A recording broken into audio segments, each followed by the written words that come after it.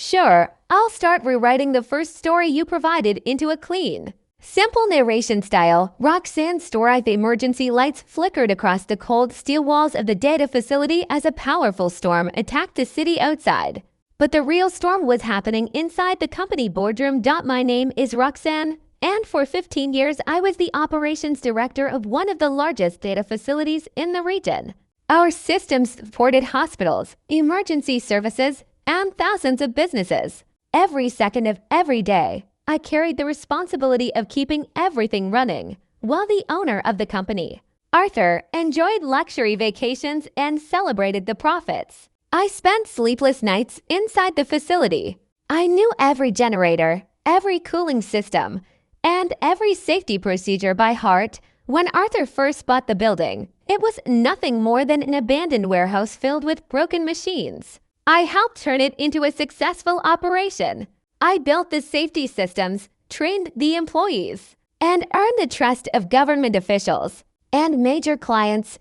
But Arthur only saw the money. He never understood that the true foundation of his company was the knowledge and experience of the people working behind the scenes. Everything changed one morning when Arthur arrived with his 24-year-old son, Colton. Colton walked into the facility wearing an expensive designer jacket and carrying a laptop full of business ideas. He had recently graduated with a business degree and believed he was ready to control a company he barely understood. Arthur called a meeting and made an announcement. My son will be taking over as the new operations director. The room became silent. Then Arthur looked at me and explained that I would receive a new position as a compliance archivist. Instead of managing the entire facility, I would organize old documents and help Colton with his schedule. After 15 years of protecting the company, they pushed me aside like I was no longer valuable. I could have argued. I could have shouted. But I stayed calm. I moved into a small storage room near the loading dock. The room had no windows, smelled of fuel, and was filled with old boxes.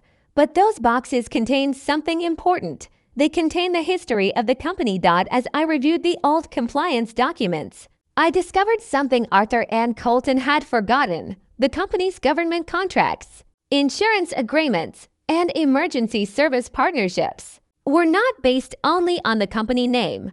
They were based on my professional license and my official responsibility as the certified infrastructure operator. Without my active oversight, the company was violating major regulations. The law required any change in leadership to be reported within 72 hours.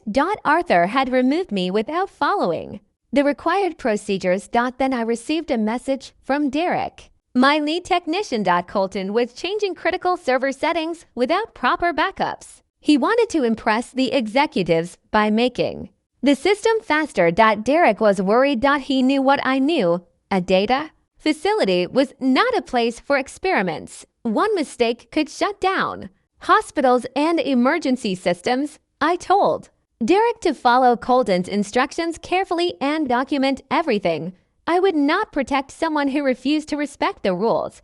Instead of rushing back to fix their mistakes, I completed the official reports. I informed the regulatory authorities, insurance companies, and federal oversight departments that I was no longer responsible for the facility. The response was immediate. The next day, inspectors arrived. They discovered that the company was